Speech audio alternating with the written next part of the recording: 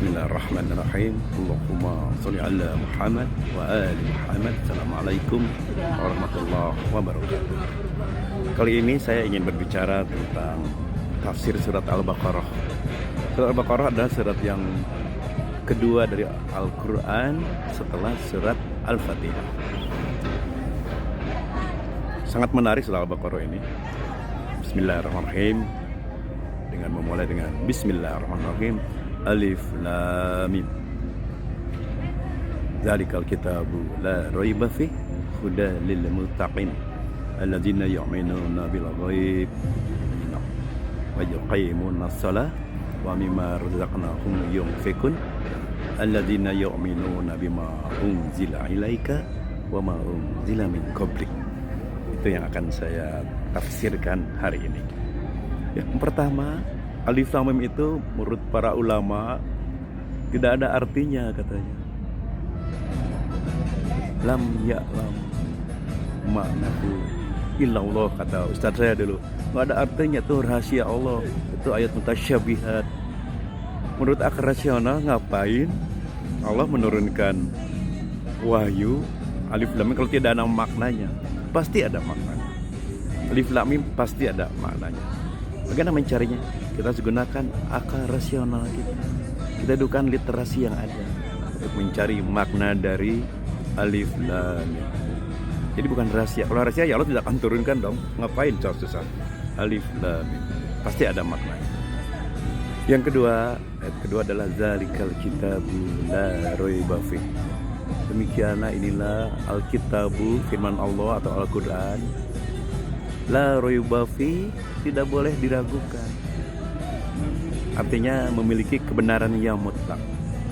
Betul, wahyu-wahyu, firman-firman Allah dan dalam bentuk firman Allah yang sekarang dibukukan jadi Al-Quran, itu memang tidak bisa dan tidak boleh diragukan.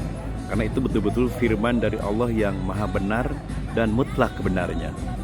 Tapi sebagai orang rasional, kita perlu mengkritisi. Perlu kritis terhadap para ulama yang menafsirkan firman-firman Allah tersebut. Makanya kita banyak menjumpai berbagai mufasir, ahli tafsir yang menerjemahkan Al-Quran. Ada yang berlatar belakang filsafat, berlatar belakang tasawuf, berlatar belakang politik.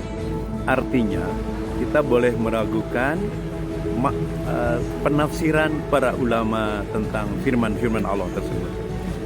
Itu yang dimaksud. Jadi zalikal kitabul la raiba fih, kita tidak ragu dengan firman Allah, tapi kita perlu kritis terhadap apa-apa yang diterjemahkan oleh para ahli tafsir. Yang ketiga, dari kalau kita hudan lil muttaqin, sebab Al-Quran itu kita adalah hudan, petunjuk bagi orang-orang yang takwa. Nah, ayat berikutnya apa sih? Siapa orang yang takwa? Yang pertama, alladzina yu'minuna bil ghaib, katanya. Orang takwa adalah orang yang percaya pada yang gaib. Nah, kalau orang percaya pada yang gaib, Ustaz saya dulu juga waktu kecil menggambarkan yang gaib itu adalah jin, setan, hantu, sihir, Allah, malaikat. Oke, betul. Allah, malaikat belum bisa kita deteksi karena belum terdeteksi, belum ada alatnya untuk mendeteksi. Tapi jin hari ini buat saya itu bukan makhluk gaib lagi, karena saya dengan teknologi AI bisa mewujudkan bentuk jin yang ada di sekitar kita. Nah, jadi jin bukan hal yang gaib lagi. Sihir bukan gaib, karena sihir adalah main programming. Bagaimana otak kita percaya terhadap yang dinamakan sihir. Nah, jadi kita memang harus percaya kepada yang hudan lil muttaqin alladzina yu'minuna bil ghaib. Yang kedua, yang berikutnya adalah ciri takwa adalah wa yuqimuna shalah. Orang yang menjalankan, yang mendirikan salat. Wa yuqimuna shalah, orang yang mendirikan salat. Orang-orang yang dimaksud di sini bukan orang yang melakukan salat secara ritual jemurit yang kedang. Karena ketika Nabi dilantik sebagai Nabi belum ada perintah salat. Perintah salat yang 5 waktu baru ada setelah Nabi menjalankan Isra dan Mi'raj. Itu 10 tahun setelah tahun kenabian. Jadi yang dimaksud dengan menjalankan salat adalah kita menjalankan pesan-pesan moral dari salat. Karena salat itu sebenarnya bukan hanya joget kedang, bukan hanya gerakan fisik, tapi salat adalah sebuah proses mengubah perilaku. Orang yang salat, tapi pasca salatnya perilakunya tidak berubah, itu belum salat. Dan yang diancam oleh Allah dalam surat Al-Maun, wailul lil musallin, nerakalah bagi orang-orang yang salat. Yang salatnya apa? Alladzina hum an salatihim sahun. Yang salatnya mereka lupa, bukan tidak khusyuk. Pasca salat mereka lupa bahwa dia sudah salat. Salat diawali dengan takbir macam Allahu Akbar, yang maha besar Allah, tapi pasca salat yang maha besar adalah hutang, adalah masalah hidupnya.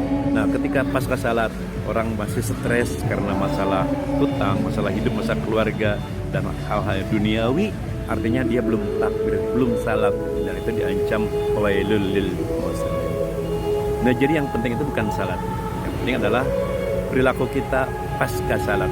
Kan banyak sekarang orang yang STMJ, salat terus maling jalan.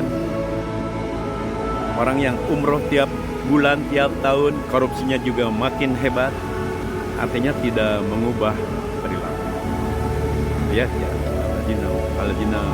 Jadi yang ciri takwa adalah orang yang menjalankan salat. Yuqimun nasal wa mimma razaqnahum yunfiqun. Mereka ketika punya rezeki berbagi, berkontribusi sosial.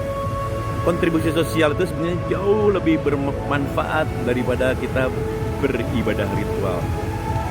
Imam Ja'far Shadiq menjelaskan bahwa berkontribusi sosial kepada orang-orang yang membutuhkan jauh lebih dahsyat daripada kita salat malam 1000 rakaat. Jadi ibadah yang paling bermanfaat adalah kita melakukan ibadah sosial, berkontribusi sosial. Bima rozakna hum yunfiqun. Alladzina wa mimma razaqnahum yunfiqun. Baik, berikutnya akan saya bahas di berikutnya. Ini cukup segini saja. Insya Allah akan bermanfaat bagi kita. Terima kasih. Assalamualaikum warahmatullahi wabarakatuh.